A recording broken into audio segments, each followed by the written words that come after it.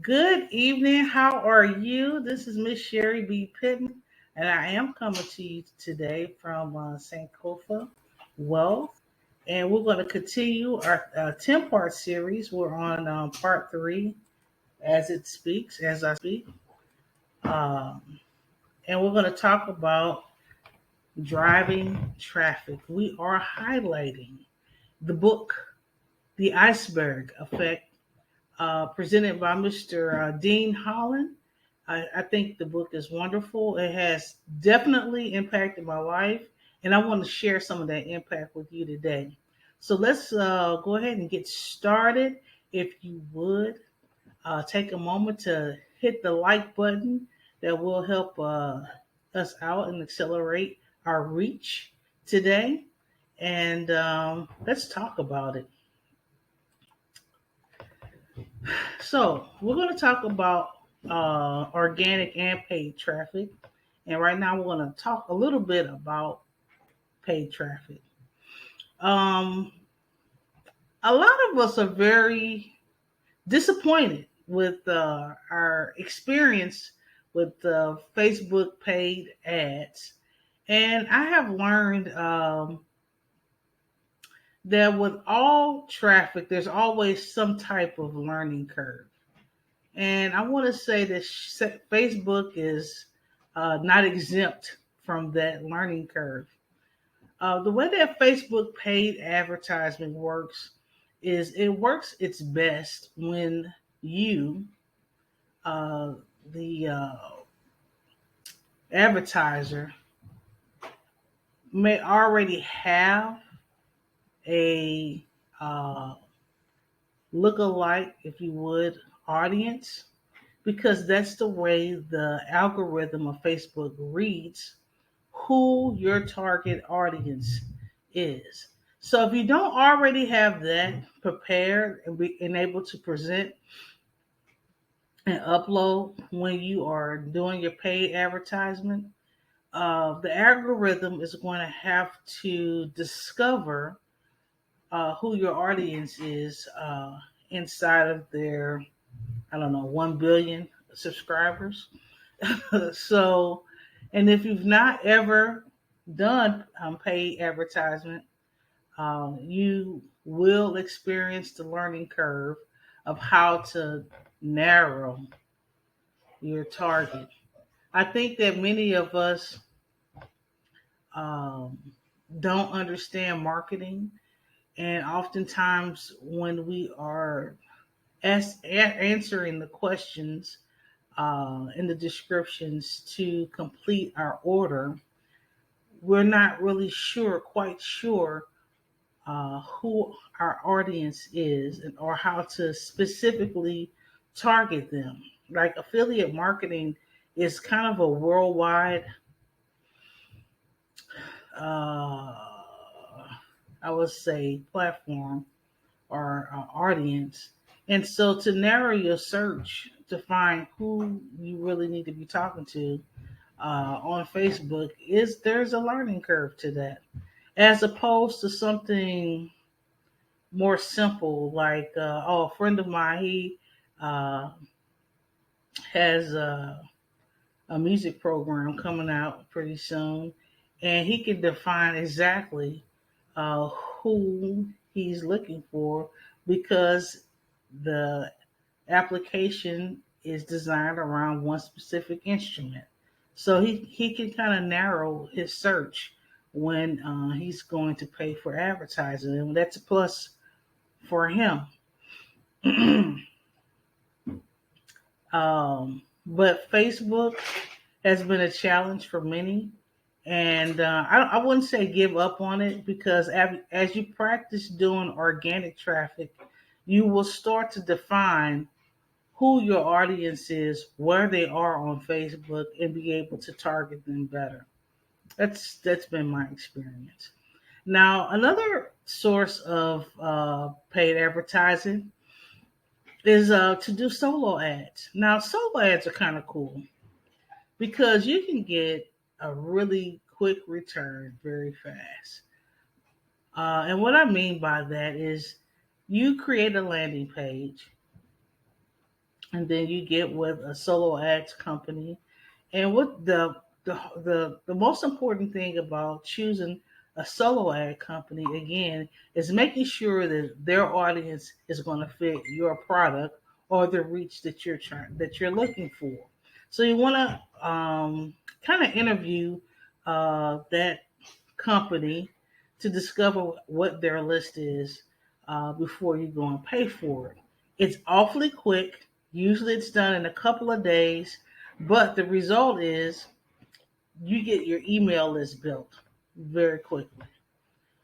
But hopefully you've got the right people on that list because the money is in the email list.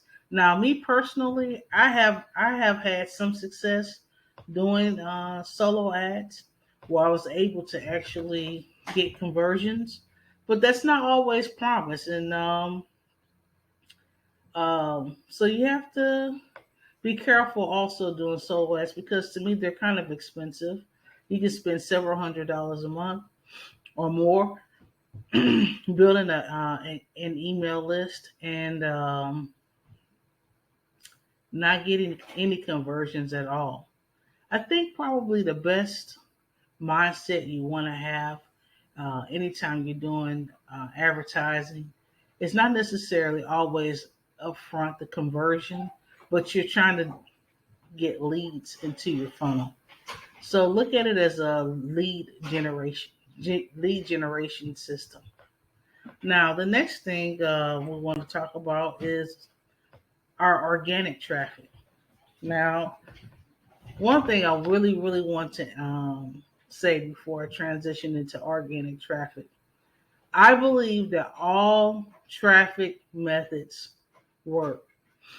If you're going to use Google Ads, Google Ads work, Facebook Ads work, solo ads can work. The thing is that you have to be persistent and insistent with yourself to learn the each platform and use it the way it's designed to be implemented. If you try to do anything outside of that, not only is it going to cost you, you're definitely not going to get the results that you're looking for. So sometimes maybe with doing paid advertisement, if you really have no clue, you may want to seek a real professional. You're gonna spend some money if they're worth their stuff, but the result may be better. It may be money well spent. Now let's talk about organic traffic. So Facebook Messenger is a great source for doing organic traffic. I actually use Messenger. I also use YouTube. I have a TikTok account.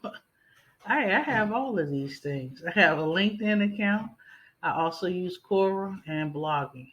Now, my mentors do not advise this approach. Um, it does keep me quite busy using all of these traffic methods. But sometimes when you're just getting started, I would say you're not quite sure what you want to do. You're not quite sure what you will like. You're not quite sure what you might be faithful to. And so, um, sampling, I don't think there's a problem with that. But I think once you decide what you really love and what you might be passionate about, it is important to maybe stick with one platform if you can and put all of your focus and attention on that one platform and you will be able to discover it faster. I think that's not a bad idea. But let's talk about them. Um, the way I use Facebook Messenger is I actually, because I have a lot going on, have an automation system called L Messenger Pro, and I use that to send out messages, um, about 50 messages a day. I get great returns on those messages.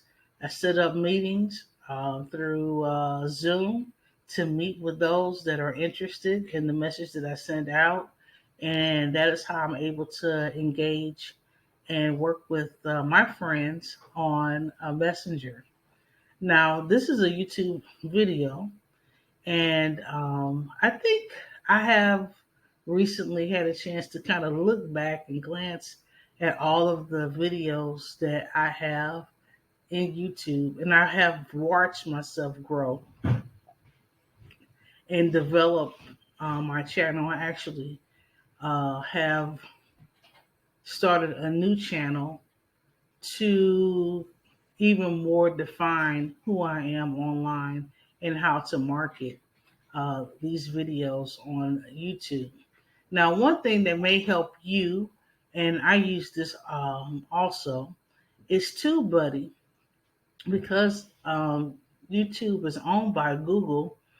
Google uses what we call keywords, and what that is a way for uh, the consumer that may be online searching for something, um, to be able to identify and find what they're looking for very easily. So, as a YouTuber, it's very important for me to understand the mindset of the person that's searching. Why? Because I want them to find my videos. I don't want them to have to search for me. I want to be on the first page. I want my videos to be in conjunction and working with the way Google operates, so that my videos show up first, and things of this nature. So uh, there has been a learning curve. I probably will talk to you about that at a different time, how you can get your YouTube videos ranked uh, on the front page. It's been working great. Um, and that's part of that learning curve. So that's something that I have picked up not long ago, and it has been absolutely wonderful for me to be able to be discovered in Google searches. So that's and it's organic too. Don't tell anybody. Yeah. Now I have a LinkedIn account because I keep hearing that LinkedIn and TikTok are supposed to be, the best thing since like spread. And I also have a TikTok account, and I'm not as faithful to those two traffic sources, um, but I know that they do work because I've seen the results from others. But again, I don't. There's only so much time in a day, so you do have to choose which platform is going to best suit you. One thing I love about TikTok is that um, the way the softwares are designed now, and I don't even think you need a software for TikTok. I think it's all inclusive. You can put a video together in a few minutes. So if you have a few minutes a day to do two, three, four videos, TikTok is a great place to start. Now, last but not least, and these two platforms are for you that love to write.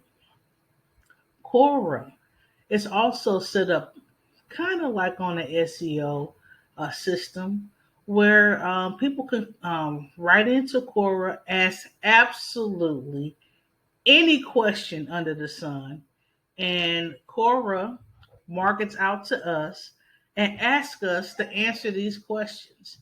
And the better you answer the question, the more Quora will promote your article.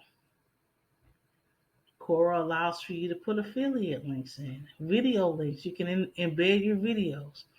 And also, the best part is that it does work somewhat on an SEO type system, because what posts inside of Google are the questions that the uh, asker has put in there, and we have answered.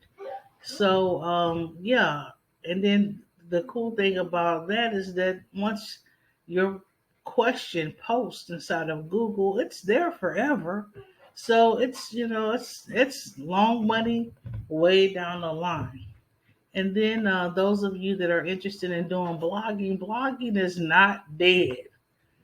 I have discovered, even on the times when I never have been a great writer, but I've learned to write uh, well in the last year and a half. And